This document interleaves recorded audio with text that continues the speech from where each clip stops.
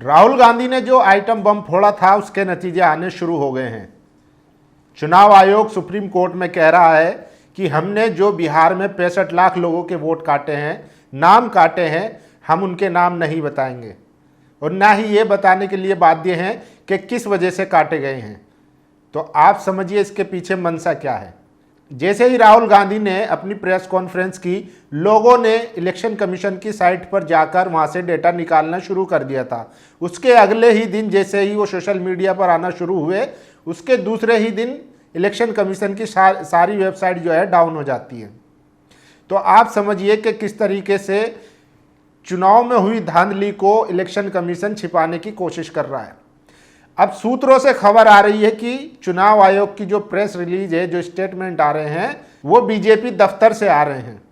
इतना ही नहीं, देखिए आज मैं आपको बताऊंगा कि प्रधानमंत्री को उनके ही मुंह पर, जो जिनको हम जेनजी बोलते थे कि ये किसी काम के नहीं है, इनको पढ़ाई लिखाई लोकतंत्र से कुछ लेना देना नहीं है, अब वही लोग जो हैं प्रधानमंत्री को मुंह पर चोर बोल रहे हैं, वोट चोर। राहुल गांधी ने जो प्रेस कॉन्फ्रेंस करके खुलासा किया है, उससे पूरे सोशल मीडिया पर लोग एक कहीं ना कहीं जागरूक हुए हैं। रील शेयर हो रही है, मीम बन रहे हैं। आपको बताऊंगा किस तरीके से प्रधानमंत्री के मुंह पर ही लोग जाकर वोट चोर बोल रहे हैं। लेकिन उससे पहले समझिए कि बिहार में चुनाव आयोग ने 65 लाख जो है वोट काट दिए। अब वो सुप्रीम कोर्ट में कह रहे हैं कि ना हम उनके नाम बताएंगे और ना उनकी वजह बताएंगे, हम बाध्य नहीं है किसी को बताने के लिए। तो क्या इसका मतलब क्या निकाला जाए?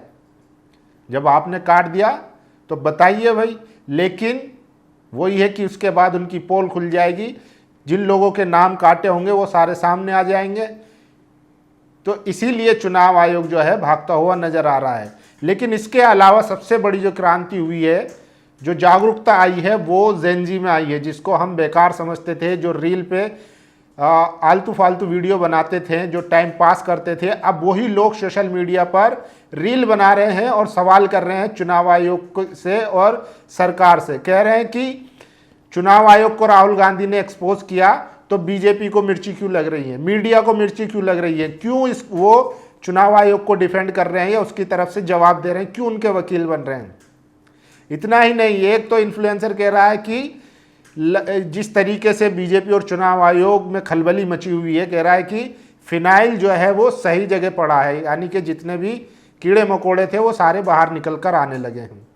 इसी तरीके से जो है जागरूकता आई है और जिनको हम बेकार समझते थे वो अब सवाल करने लगे हैं। तो लगने लगा है कहीं ना कहीं, और ये सारे वो हैं जो किसी पार्टी के ना तो सपोर्टर है ना कार्यकर्ता है, जो जागरूक थे थोड़े बहुत भी, जिनको लगता था। देखिए मीडिया ने जो 2014 में छवि बनाई थी कांग्रेस के खिलाफ, राहुल गांधी के खिलाफ, अब वो देखिए कब तक चलती है। अब वो जो है उसका गुब्बारा फूटने लगा है। राहुल गांधी ने खुद कहा था कि प्रधानमंत्री कुछ नहीं है, बस एक हवा है, वो गुब्बारा भरा हुआ है, मैं उनसे मिल चुका हूं। तो वही गुब्बारा जो मीडिया का बना हुआ था वो सब फूटने लगा है। आखिर आप एक झूठ को कब तक बेच सकते हैं? वही जेनजी जो मोदी करता था, अब वो सवाल कर रहा है कि हमने जो वोट दिया था वो चोरी होकर कहाँ गया, चुनाव आयोग इसका जवाब दे। और जिस तरीके से चुनाव आयोग ने अपनी साइटें डाउन की, उसके बाद तो और उनका जो शक था वो कंफर्म होता चला गया। अब लोग खुद से रिसर्च कर रहे हैं, इसीलिए चुनाव आयोग ने बिहार में जो डिजिटल डेटा था वो हटाकर अब स्कैन कॉपीड दे रहा है, ताकि लोग उसको जो मशीन है वो पढ़ ना पाए। तो इस तरीके की धांधली थी। देखिए राहुल गांधी ने जो, इसके अलावा अभी राहुल गांधी ने जो है बाकायदा वोट चोरी कैंपेन चलाया है, जिसको भारी सपोर्ट मिल रहा है। एक्टर हो, इन्फ्लुएंसर हो, तमाम लोग उसको सपोर्ट कर रहे हैं और चुनाव आयोग से सवाल भी कर रहे हैं। देखिए तमाम लोग हैं, ये तस्वीरें आप देख सकते हैं बगल में, राहुल गांधी इसी बीजेपी। तो ये वो लोग हैं जो सोशल मीडिया पर वीडियो बनाते थे, इन्फ्लुएंसर हैं, कुछ एक्टर हैं, कुछ शिक्षक हैं। तो ये देखिए, और कुछ जेनजी भी हैं, जो बच्चे हैं, वो भी अब सवाल कर रहे हैं, जो फर्स्ट टाइम वोटर है, जिनके बारे में बीजेपी कहती थी कि फर्स्ट टाइम वोटर जो है वो मोदी जी को वोट देता है। तो 2014 के बाद सबसे बड़ा बदलाव जो आया है वो अब देखने को मिल रहा है। तो जितने भी इन्फ्लुएंसर है देख सकते हैं, पूरी एक लाइन लगी हुई है और ये सारे जो हैं सवाल पूछ रहे हैं चुनाव आयोग से और बीजेपी से। देखिए क्यों हमारे वोट के साथ जो है वो खिलवाड़ किया जा रहा है, क्यों चोरी की जा रही है। और देखिए अब मैं आपको दिखा देता हूं कि प्रधानमंत्री को जो है किस तरीके से लोग उनके मुंह पर चोर कह रहे हैं। उनके इंस्टाग्राम पे जाइए आप लोग और उनकी रील खोलिए, जो भी लेटेस्ट हो उस पर देखिए आप कि कमेंट सेक्शन में जाके हैशटैग वोट चोरी, वोट चोर, वोट चोर, वोट चोर, चोर, वोट चोर, राहुल गांधी वोट चोर, मतलब 13, 14, 15 हज़ार एक रील पे कमेंट है और सब में वोट चोर, वोट चोर, वोट चोर। और हमने खुद से इनकी जांच की कि जो कमेंट कर रहे हैं उनकी प्रोफाइल जब चेक करी तो सारे जो हैं युवा हैं, 17-18 साल के हैं, जैन जी हैं, जिनको कहा जाता है वोट चोर, वोट चोर। तो राहुल गांधी ने कहीं ना कहीं एक जागरूकता तो लाई है। और देखिए वोट चोर, वोट चोर, वोट चोर, ज़्यादातर लोगों का जो है किसी भी पार्टी से एसोसिएशन नहीं है, ना वो किसी पार्टी से जुड़े हुए हैं, आम जो है लोग हैं, लेकिन वो मोदी जी से पूछ रहे हैं। चौकीदार खुद ही चोर है। प्रधानमंत्री की रील पर जाकर लोग कमेंट कर रहे हैं, तो क्या प्रधानमंत्री की जो टीम है क्या वो उनको दिखाती नहीं होगी? आप सोच लिए। छी सर छी, वोट चोरी करते शर्म नहीं आई, छी छी छी सर रे। तो लोग इस तरीके से, इसको बस अपना इंस्टा अकाउंट मैनेज करना आता है, पता है 18 घंटे कब काम करता है। तो लोग सवाल कर रहे हैं ये भी, और वोट चोरी जैसे एक हैशटैग चला दिया गया हो। तो देखिए आप जाइए प्रधानमंत्री के इंस्टाग्राम अकाउंट पर और उनकी रील के कमेंट सेक्शन जाकर पढ़िए किस तरीके से वहाँ पर लोग जो है वोट चोर का हैशटैग चला रहे हैं, लिख रहे हैं। और ज़्यादातर जो वो यूज़र हैं वो जैन जी हैं जो रील बनाते थे।